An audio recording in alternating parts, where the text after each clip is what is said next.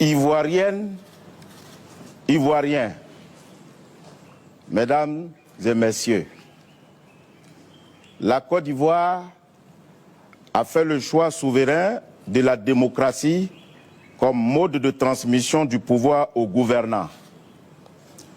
Aucune transmission de pouvoir ne peut se faire en dehors de l'élection, c'est-à-dire l'organisation populaire du suffrage du peuple. En application de ce principe et conformément aux dispositions constitutionnelles et du décret numéro 2020-633 du 19 août 2020 portant convocation du corps électoral, le 31 octobre 2020, 7 495 082 de nos compatriotes étaient appelés à exercer en toute responsabilité leurs droits civiques dans le cadre de l'élection du président de la République. Rendez-vous important et défi majeur pour la construction de la démocratie dans notre pays. Cette élection du président de la République était attendue autant par la communauté nationale qu'internationale. Ce 31 octobre était pour tous l'aboutissement de nombreux efforts consentis. C'est pourquoi je voudrais remercier le gouvernement pour les moyens conséquents mis à la disposition de la Commission électorale indépendante, en donnant ainsi un sens à notre autonomie financière, comme le prévoit la Constitution. Je veux également témoigner ma sincère gratitude à la communauté internationale, notamment au système des Nations Unies qui, à travers le PNUD, a accompagné techniquement et financièrement la Commission électorale indépendante. Je n'oublie pas non plus les pays amis de la Côte d'Ivoire, ainsi que les autres organisations internationales, notamment l'Union africaine, l'Organisation internationale de la francophonie, la CEDEAO, la CENSAD, le Conseil de l'Entente, pour leur appui multiforme. Grâce aux efforts conjugués de tous, la Commission électorale indépendante a réussi un devoir républicain.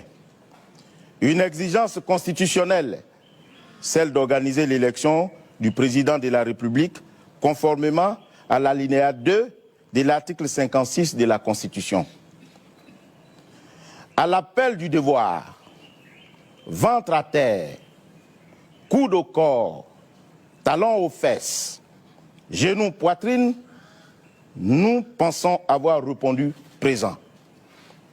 La Commission électorale indépendante a effectivement répondu présent en mettant tout en œuvre pour que chacun de nos compatriotes qui le souhaitait prenne part librement au vote. Au terme des opérations de vote, nous avons constaté que globalement, le vote s'est bien passé. De l'avis de tous, les électeurs qui se sont rendus dans les urnes ont voté dans l'ordre et la discipline, démontrant ainsi que notre pays a gravi un échelon supplémentaire dans l'appropriation des vertus de la démocratie et du caractère sacré de la voix du peuple. Malheureusement, oui, malheureusement, certains électeurs n'ont pas pu voter en dépit de leur volonté de le faire, en raison des actes de violence observés dans certains départements. Des actes ayant entraîné des pertes en vie humaine, des destructions de locaux de la Commission électorale indépendante, des saccages de matériel électoral, de biens publics et privés. Je déplore et je condamne fermement ces violences incompréhensibles. Je voudrais m'incliner devant la mémoire des disparus, souhaiter prompt rétablissement aux blessés, adresser ma compassion émue aux personnes ayant perdu des parents ou des proches. Je voudrais par ailleurs saluer le courage des commissaires centraux, locaux et tout le personnel de la commission électorale indépendante, ainsi que les agents électoraux, pour le travail remarquable abattu. Je tiens à louer le sang-froid exceptionnel dont les forces de sécurité ont fait preuve, le courage et les initiatives heureuses prises par le corps préfectoral à l'effet d'apaiser les tensions et de permettre, dans certains cas, le déroulement ou la poursuite du processus électoral dans les zones affectées.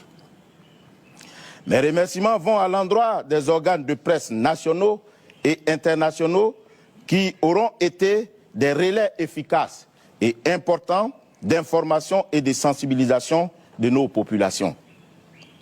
Au moment où ce bilan est établi, deux sentiments contrastés m'animent. Un sentiment de peine, mais aussi et surtout un sentiment d'espoir. Ma peine se nourrit de l'impossibilité dans laquelle ont été mis certains Ivoiriens de prendre part au vote du fait des violences, ci-dessus décrites. Au mépris de la Constitution qui dispose pourtant que le suffrage est universel et libre. Voter ou ne pas voter est un droit. Cette faculté constitue l'essence même du droit qui se résume à faire ou à ne pas faire. Mais quand on empêche autrui de faire ou à ne pas faire, on n'est plus dans le droit. Et là où il n'y a pas le droit, il n'y a pas la règle. Et là où il n'y a pas la règle, il y a le désordre. Et le désordre est le terreau fertile de toutes les calamités. Heureusement que ma peine s'évanouit dans l'espoir.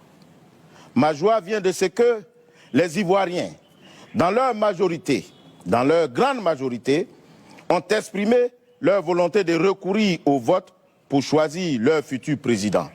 En témoignent les longues files devant les bureaux de vote depuis le lever jusqu'au coucher du jour. Cette façon de faire est la meilleure parce que conforme à la Constitution qui prescrit que le pouvoir appartient au peuple et le peuple transmet son pouvoir à ses gouvernants par le biais de l'élection. C'est cette élection que la Commission électorale indépendante a organisée le 31 octobre 2020. Elle est donc fondée à proclamer solennellement ce jour les résultats provisoires de l'élection du président de la République du 31 octobre 2020 comme il suit.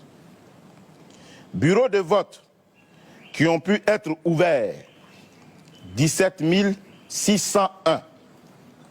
Population électorale correspondante, 6 066 441. Votants, 3 269 813. Bulletins nuls, 53 894, soit 1,66%. Bulletins blancs, 35 099, soit 1,09%. Suffrage exprimé, 3 215 909.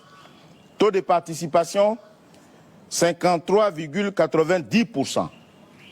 Ont obtenu Alassane Ouattara, 3 031 483 voix, soit 94,27%.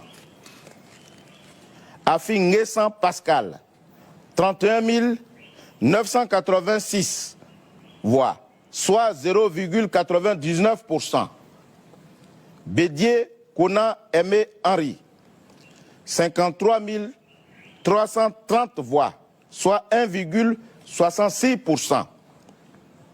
Kwadio Kona Bertin, 64 011 voix, soit 1,99%. Est donc élu président de la République, M. Alassane Ouattara. Conformément à l'article 59 du Code électoral, la Commission électorale indépendante transmettra au Conseil constitutionnel un exemplaire des procès-verbaux de dépouillement accompagné des pièces justificatives dans les 3 jours qui suivent, à charge pour cette institution de proclamer le résultat définitif. Que Dieu bénisse la Côte d'Ivoire. Je vous remercie.